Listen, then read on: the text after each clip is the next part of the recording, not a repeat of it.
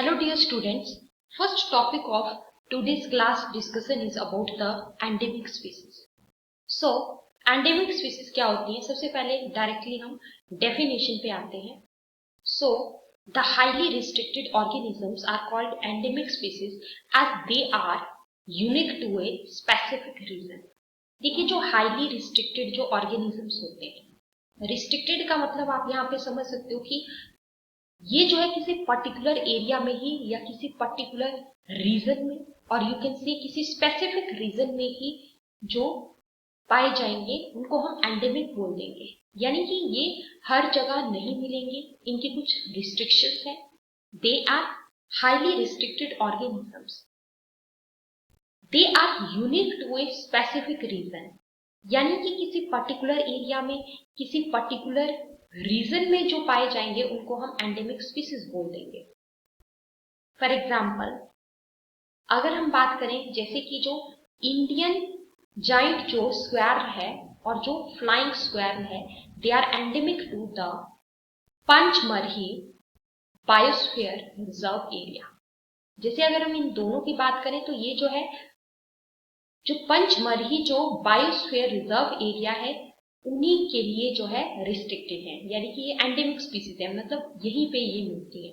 जैसे कि अगर हम देखें जो एशियाटिक जो लाइन है, एशियाटिक जो लाइन है that is believe to reside in the Gir national park. याद रखना क्वेश्चन कई बार आता है कि जो गिर नेशनल पार्क है ये जो है किसके लिए है. सो याद रखना this is specially for the Asiatic lion. So ये भी एंडेमिक है, मतलब किसी पर्टिकुलर एरिया में ही ये पाए जाने वाली स्पीसीज है. जैसे यहां पे देखिए पॉइंट दिया गया है that the restricted distribution and may be found only in the limited region such as particular forest. देखिए वैसे अगर हम जनरली बात करें तो जो प्लांट्स हैं, एनिमल्स हैं, ये जो है डिस्ट्रीब्यूटेड है non uniformly on the globe. यानी कि प्लांट्स और एनिमल्स की जो डिस्ट्रीब्यूशन है वो कोई यूनिफॉर्म डिस्ट्रीब्यूशन नहीं है, वो एक नॉन यूनिफॉर्म डिस्ट्रीब्यूशन है. जैसे ह्यूमंस हैं, डॉग्स हैं, कैट्स हैं, they are wide spread and inhibit most region. Others have restricted distributions. कुछ एक ऑर्गेनिजम्स में क्या है कि रिस्ट्रिक्टेड डिस्ट्रीब्यूशंस होती हैं, जैसे कि वो सिर्फ जो है किसी लिमिटेड रीजन में ही पाए जाएंगे, जैसे कि किसी पर्टिकुलर फॉरेस्ट में, आइलैंड में, रिवर में या फिर लेक में. So these highly restricted organisms, ये जो हाईली रिस्ट्रिक्टेड ऑर्गेनिजम्स हैं जो कि किसी पर्टिकुलर रीजन में किसी पर्टिकुलर एरिया में ही पाए जाएंगे उनको हम एंडेमिक स्पीसीज बोल देते हैं, क्योंकि ये यूनिक है किसी स्पेसिफिक रीजन के लिए. जैसे यहाँ पे हमने ये एग्जांपल्स की यहाँ पे बात की. So moving to the next one. अब देखिए नेक्स्ट जो टॉपिक है हमारा that is red data book. So जो रेड डाटा बुक जो है ये क्या है? The international union for conservation of nature and natural resources. कई बार इसकी फुल फॉर्म आपसे पूछी जाती है कि IUCN बताइए क्या है. सो IUCN क्या है? It is international union for conservation of nature and natural resources. It assesses the conservation status of the species around the world, highlight those threatened with extinction with the aim of promoting their conservation. देखिए जो red data book जो है इसमें क्या है, इसमें जो भी जो है थ्रेटन्ड स्पीसीज हैं, जो भी थ्रेटन्ड स्पीसीज हैं विद एक्सटिंक्शन मतलब जो कि एक्सटिंक्ट यानी कि खत्म हो चुके हैं, उसकी जो है एक तरीके से यहाँ पे बुक्स ही होती है रेड डाटा बुक. यानी कि जो भी एंडेंजर्ड स्पीसीज हैं जो कि खतरे में हैं, ऑल्सो जो भी थ्रेटन्ड स्पीसीज हैं विद एक्सटिंक्शन, उनको जो है वो हाईलाइट इसमें किया जाता है और एम इसका रहता है फॉर प्रमोटिंग देयर कंजर्वेशन, कि किसी ना किसी तरीके से जो भी स्पीसीज खत्म हो रही हैं उनको कंजर्व किया जा सके, यानी कि उनको बचाया जा सके, इस चीज को प्रमोट करना. सो IUCN maintains a red list. जो IUCN है ये मेंटेन करती है एक रेड लिस्ट को, which is a compilation of the endangered wild life species. Means ये एक कंपाइलेशन ही है किसकी? जो भी एंडेंजर्ड जो वाइल्ड लाइफ स्पीसीज है उनकी. मतलब इसमें हाईलाइट जो है वो इस बुक के अंदर हाईलाइट किया जाता है जितनी भी स्पीसीज खतरे में है उनको, यानी कि जो एंडेंजर्ड जो वाइल्ड लाइफ स्पीसीज है उनको।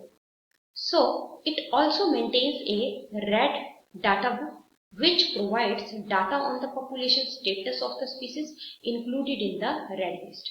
ये जो है मेंटेन करती है एक रेड डाटा बुक को, which provides जो प्रोवाइड करती है data on population status of the species, मतलब कि जो भी स्पीसीज हैं उनका जो पॉपुलेशन स्टेटस है, मतलब कितनी जनसंख्या, कितनी संख्या में वो स्पीसीज जो है वो बची है, तो वो पूरा इंक्लूड किया जाता है in the red list. So red data book classifies species in different categories. जो रेड डाटा बुक है ये क्लासिफाई करती है स्पीसीज को अलग अलग कैटेगरीज में, जैसे कि एक्सटिंक्ट जो स्पीसीज है यानी कि जो खत्म हो चुकी है, इसके अलावा जो क्रिटिकली जो एंडेंजर्ड स्पीसीज है, मतलब क्रिटिकली एंडेंजर्ड खतरे में है, क्रिटिकली एंडेंजर्ड है, और जो वनरेबल स्पीसीज है।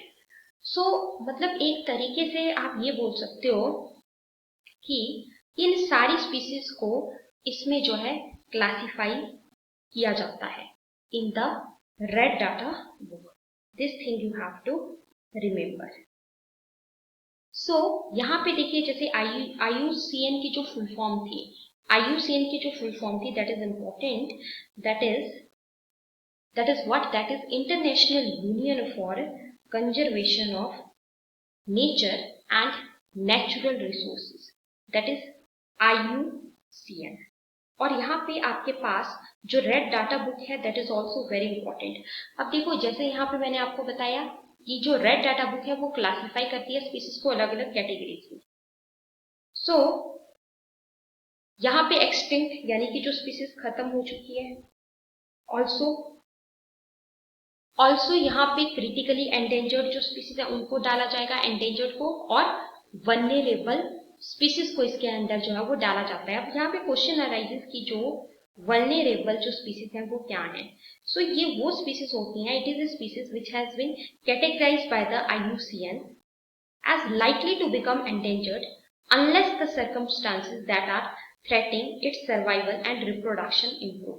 देखिए अगर जो कंडीशंस हैं अगर उनमें कोई सुधार नहीं आया तो ये जो स्पीसीज हैं ये भी खत्म हो सकती हैं, ये एक तरीके से खतरे में हैं, एंडेंजर्ड हैं, तो उनको हम वल्नरेबल स्पीसीज बोल देते हैं, जिसको इस रेड डाटा बुक के अंदर जो है इंक्लूड किया जाता है। Moving to the next topic, that is about the migration। Migration क्या है? Migration is the movement of the animals from its own habitat to some other habitat for a particular time period every year due to climatic changes or for breeding। देखिए जैसे migration का आप simple सा मतलब ये समझ सकते हो, जैसे फॉर एग्जांपल कई बार बोलते हैं कि इस स्टूडेंट ने कॉलेज से माइग्रेशन करवा दी। माइग्रेशन का मतलब क्या होता है, यानी कि एक स्थान से दूसरे स्थान में चले जाना। सो माइग्रेशन क्या है, ये मूवमेंट है एनिमल्स की मूवमेंट है फ्रॉम इट्स ओन हैबिटेट, मतलब जो उनका ओन जो हैबिटेट है, हैबिटेट यानी कि जो उनके रहने की जो जगह है, अपनी जो उनके रहने की जगह है वहां से जो है वो मूव कर जाएंगे, कहाँ पे चले जाएंगे, टू सम अदर हैबिटेट, कुछ अदर हैबिटेट में वो चले जाते हैं for a particular time period, कुछ टाइम पीरियड के लिए, एवरी ईयर, हर साल, every year due to climatic changes. क्यों कि क्लाइमेट में कुछ चेंज आ रहे हैं इसीलिए माइग्रेट करेंगे, या फिर ब्रीडिंग के लिए। ब्रीडिंग के लिए मतलब जब वो ब्रीडिंग करेंगे तो वो अपनी ही तरीके के और जो यंग वंस हैं उनको प्रोड्यूस कर पाएंगे। So birds which fly very long distances to reach another land are called migratory birds। अब देखिए माइग्रेटरी बर्ड्स क्या होते हैं, ऐसे बर्ड्स जो कि फ्लाई करते हैं बहुत लॉन्ग डिस्टेंसेस तक, टू रीच अनदर लैंड तक पहुंचने के लिए उनको हम माइग्रेटरी बर्ड्स बोल देते हैं। जैसे कि आपको यहाँ पे माइग्रेटरी बर्ड्स बताए गए हैं। अब देखिए माइग्रेटरी बर्ड्स यानी कि वो माइग्रेट कर रहे हैं, वो मूव कर रहे हैं एक प्लेस से दूसरे प्लेस में। तो कुछ बर्ड्स क्या करते हैं, वो बहुत लॉन्ग डिस्टेंस तक जो है माइग्रेट कर जाते हैं। कैसे? Through flying. डायरेक्ट जो है वो फ्लाई करके ही जो है वो चले जाते हैं। क्यों जाते हैं लॉन्ग डिस्टेंसेस तक? ताकि जो भी अनफेवरेबल क्लाइमेटिक कंडीशंस हैं उनसे वो कुछ टाइम के लिए अपने आप को प्रोटेक्ट कर पाए। सो फेवरेबल कंडीशंस पाने के लिए they use to migrate for the long distance. So this is all for the today's lecture. Thank you so much.